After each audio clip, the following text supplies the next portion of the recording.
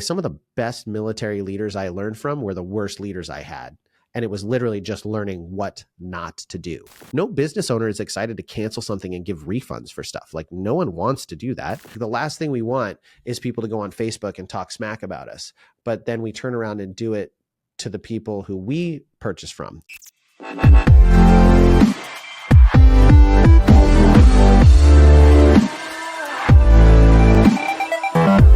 Hello, everyone, and welcome to another episode of the Cheer Biz Podcast. I'm your host, Dan Cotton, and today we are going to be talking about my reaction to the COA competition this weekend, canceling on day one, and what you can learn from it and avoid things like that in the future. Now, before we get into the episode, please make sure that you've gone on over to Cheer Gym Owners on Facebook and join that group, as well as join All-Star Cheer Coaches and Owners on Facebook. And if you're not a Cheer Gym owner or a cheer coach and you're just listening to the podcast because you love it, I want to thank you for being here and listening to the episodes. It means so much to me that you get to let me spend 30 minutes a day or a week in your ear talking to you. If you are looking to join the Academy, please go over to nextgenowners.com and book a call with our team. We have some limited availability for coaching spots for the remainder of 2025. Believe it or not, things are starting to fill up really quick.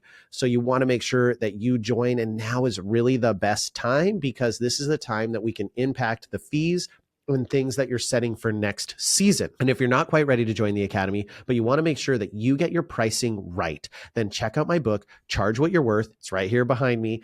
And check out how to build your pricing in your cheer gym. I truly believe that that book can change your life as a gym owner. So please take advantage of it and get registered for our conference in Dallas, June 20th through the 23rd. It's going to be phenomenal. I'm so excited about the classes and the speakers that we have. It's going to be absolutely amazing. And you're not going to want to miss it. All right, so let's get into my reaction. So this weekend, the cheer world was abuzz. Facebook blew up on Saturday for me because COA canceled day one due to a server issue or internet or Wi-Fi issue. There were various things. Either way, internet being down at the venue and it impacting their ability to do scoring and their ability to have video and video review and all of those things. And this impacted the event so much that they made the decision to cancel day one. And I will tell you that it was met with a firestorm. I can't imagine being in that position. I'm sure it was a very tough decision and one that they didn't make lightly, but social media was ablaze because people were reasonably frustrated and disappointed. And I can completely get that. So I'm going to start by saying I 100% understand both sides of this equation. I think in a unique way, I'm going to call balls and strikes like I always call balls and strikes. I can see both sides of this coin. So I'm not saying anyone does not have the right to feel frustrated. And I'm also not saying that I think that they made a 100% wrong decision either. So just know that that is the perspective that I'm coming at this from. And I'm coming at this from the perspective of, okay, it happened. Now, what can we learn? How can we learn from this unfortunate circumstance for everyone involved? So I get that it is frustrating because people traveled, people had hotels, and like you didn't need to be there that many days. That was an extra night of a hotel that you didn't need to have. There were all sorts of those kind of things that kind of suck.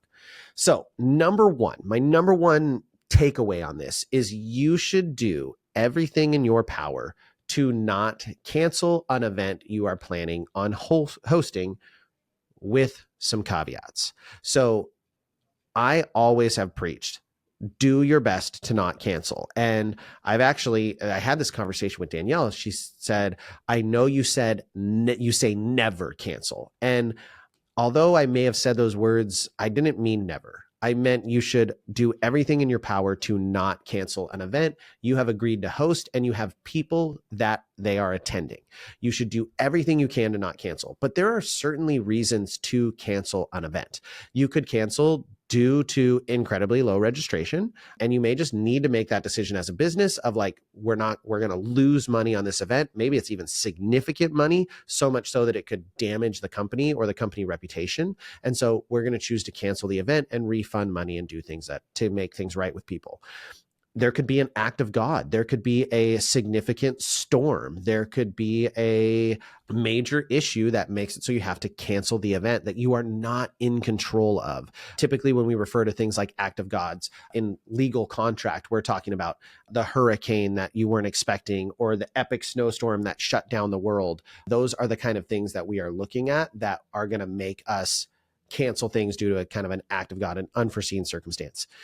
There are a number of reasons that you might cancel. There also could be something that is going to so negatively impact the experience of the clientele that it is better to cancel the event than it is to host it, because it's better to simply cancel it than run something that is horrible and that is subpar. And that's where I'm going to lean into why I think they made this decision. And I've heard both sides of the argument, and I'm going to back them up here in a minute with one of my points. But they determined that not being able to do scoring the way that the judges are trained to do scoring and the way that they've done it with the schedule that they had, and not being able to do routine review and score sheet review in the ways that they've done it would be so detrimental to the event that they should simply not host day one and move everything to making it a one-day event and just competing on Sunday while they resolve that issue. And I understand the argument of, well, just do it on paper, do it without video review, go back to the old days. Well, I hear you, but also the old days were a really long time ago. The judges are not trained on that platform. Coaches are not trained on doing paper like that. Like, there are just so many issues. Quality control is going to be much harder. You're going to potentially miss things. There's no video replay. What if you miscount? How do you go if you want to challenge something? Like, I go to an event and AccuScore is one of the most hopping places in the entire arena. There are always coaches waiting outside of AccuScore. Those people are handling challenges and reviewing routines the entire day. So if that just disappeared, then you would have no ability to do that. And that would significantly impact the ability of the judging to be accurate and for the right results to come from day one. So if they hosted the event and had everyone get scored, they would run that risk of then what happens if if something gets wrong. And it's almost better to just say, hey, we're just not going to score this week. You can, or this day, you can exhibition if you want to, which I believe was what they chose to do. So you can exhibition and still come and perform and refund. I think they refunded the day one admissions and some of those things. And that was the route that they went. And I can understand that perspective. I can also fully understand the perspective of someone who flew there being like, I don't care. I wanted to compete. This sucks. And you're right. It sucks. It sucked for everyone. I think it absolutely sucked for everyone involved. I don't think that the competition people were excited about it. No business owner is excited to cancel something and give refunds for stuff. Like, no one wants to do that. The kids aren't excited about it. The coaches aren't excited about it. The parents aren't excited about it. No one wins in that circumstance. And arguably, so I will just say what everyone always says about varsity and about these events is that, it's just a money grab. All they care about is the money, and that's all they want. And they don't care about doing right by the athletes or anything like that. They just care about the money. Well, this decision, I would argue, wasn't about the money. It was actually about the fact that they could not deliver on the promise of the style of event they wanted to run. And so they chose to cancel and give a significant number of financial refunds. Now, they didn't have all the answers on Saturday of what they were going to do, but my understanding is they've done a number of things to pay back people who paid for day one registrations. Now, I know you would say, well, what about my hotel? I don't know. I don't have that answer for you. And I could see how you would be like, well, they should refund me for my hotel. I can see how you can say that. And I can see how they would say, look, that part isn't really within our purview. We didn't make you book where you booked. Like, there's some complication there. So I get both sides on that. But if everything is about a money grab, then they would have just hosted the event and said, you know what, who cares if it runs 5 hours behind because we're doing everything on paper scoring, and who cares if we get the scores wrong, and who cares if we can't do routine review? Like, suck it up. Like, we just want your money. And that wasn't the approach. So I actually think from a delivering on what they promised approach as best they could, I can respect the decision that they made. But that said, you should do everything in your power to not cancel an event. And under only those circumstances, it will be significantly negative for the business financially to host the event. There is some sort of an act of God. or it would not deliver on the promise of the event. You cannot deliver on what you promised. Those are really the only three reasons I think you should be canceling an event. And I think when we're looking at within our gyms, you should be setting your margins in a way that you don't have to have a massive registration to be able to be profitable. And then now you're just looking at the acts of God and making sure we deliver on the event. And I will tell you, we have events that could be, break even at 2 athletes attending them for like a full day camp kind of thing. But those would be situations where if we had 2 kids registered, we might call them and say, hey, just so you know, like you thought this was going to be a large group of people. There's only 2 people registered. We're going to cancel the event. We're going to refund you. And 99% of the time, those people are like, thank you. Oh my gosh, my kiddo would have been so bored having no one to hang out with, or just like one kid and a staff member, like so awkward. So they generally are appreciative when you cancel those kind of events. Number 2 is if you cancel an event, you should do your best to make it right to the clients. So whoever was wronged by the cancellation, whoever was put out, you should do everything in your power to make it right by them. That includes refunds. That includes giving them something extra. That includes transitioning over to something, like whatever you can do to make it right, to include apologies, an email that they can give out to their clients if that's the case. Like if you're talking to gym owners who then have to explain it to their parents, then give them the script. This is not your gym owner's fault. This was completely our decision. You should not be frustrated with them. If you want to be mad at anyone, be mad at us. And if you want to be mad at everyone, be mad at anyone, be mad at the server, right? Like do everything you can to make it right by your clients. Give those refunds, do the things to make people feel at least a little bit better. It goes a long way. It shows, own your mistake, own it and say, you know what, we're sorry. This is on us. This is on no one else. If you own it and you act with integrity and you give refunds and you do those kind of things, I think you earn a lot of credibility in most people's eyes. Now, there's still going to be people who are mad. There's still people who are going to be frustrated, but at least you've done right morally and ethically by the people that you work with. My number 3 point is you should build redundancy to reduce the likelihood of having to cancel events. And so the things that we can be redundant on, this is where I think that they could have on the forefront, and hopefully they learn from this, had redundancies in place. So what is our, oh snap, we don't have a server plan? How do we respond? Do we have iPads that we can record routines so we have video review? Do we have the ability, and like we don't need Wi-Fi, we can just hook it up to power and record? Have we trained our coaches or our judges on what to do and how to judge on paper? Do we have the ability to pivot in those circumstances?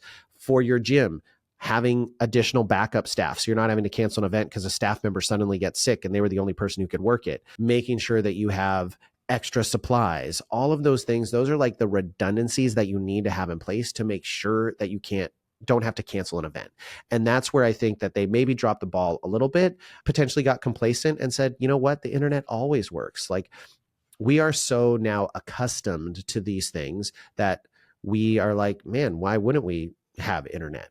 But, yes, we're frustrated that the internet was down. Would you expect them to host the event if the power went out?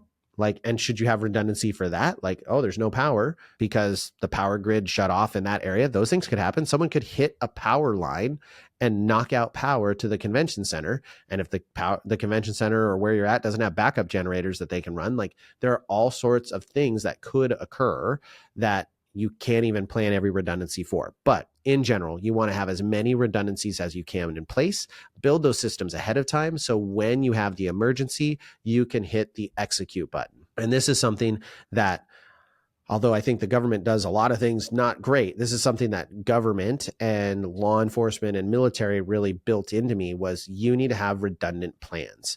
Redundancy is king because there will be failures in your system. It's inevitable. There will be failures in your mission. There will be failures in your communication. But by having redundant plans, follow-on plans that will build upon it and can then pivot, you are setting yourself up for success. So when you're having to make a decision under fire, it's not as complicated because you've thought through those redundant options. You have those additional things in place. So when my radio goes down, I've got my backup radio. When my backup radio goes down, I've got my pack set radio.